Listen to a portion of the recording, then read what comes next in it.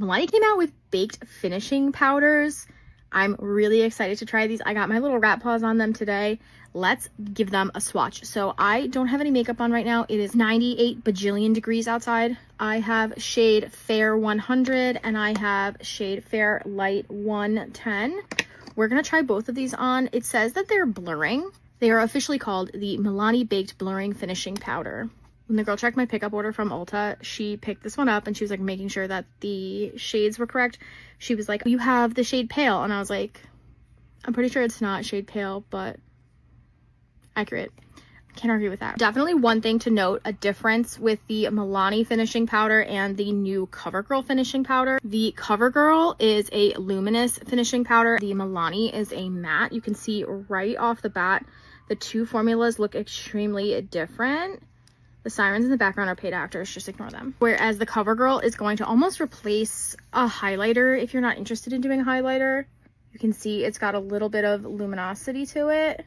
This one should be completely matte with no luminosity.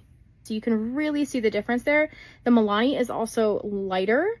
A lot of people were complaining that the CoverGirl oxidized on them. That is not the case for me. I think it is just a more golden finishing powder. This is the shade 100 Fair, so it is very light. I'm going to swatch it next to Fair Light, which is definitely a little bit darker. You can see it's also a little bit peachier, a little bit more of a warm tone. I would say this one is a neutral. And if you're super pasty like me, here's the difference. This is Fair and this is Fair Light. It does have a good amount of kickback. That is a lot of kickback.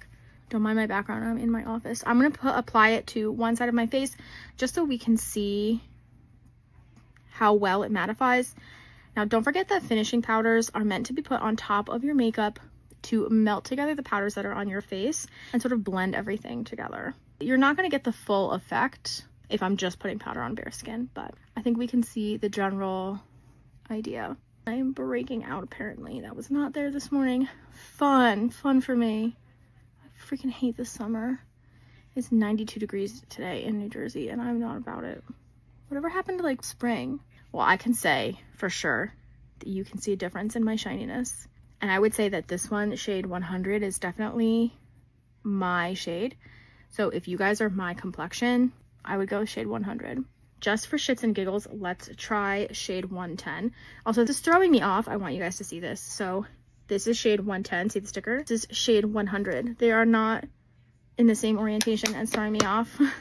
Okay, so yeah, kickback is kind of insane. I'm also extremely sweaty. It is so freaking hot in here.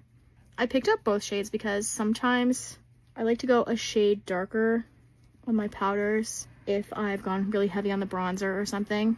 I would say this one is actually probably a little bit too dark for me. You can really see it. Wow. Not even out my complexion at all, but that's not what it's meant for. I really like these. It feels really nice on the skin. I'm definitely going to try it with a full face.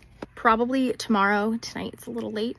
That's the Milani new Baked Blurring Finishing Powder. Those are my first impressions. What do you guys think? If you're interested, I have these listed in my ShopMy. You can get to from my profile. Is this something that you guys think you're going to be buying? Drop me a comment down below. Let me know.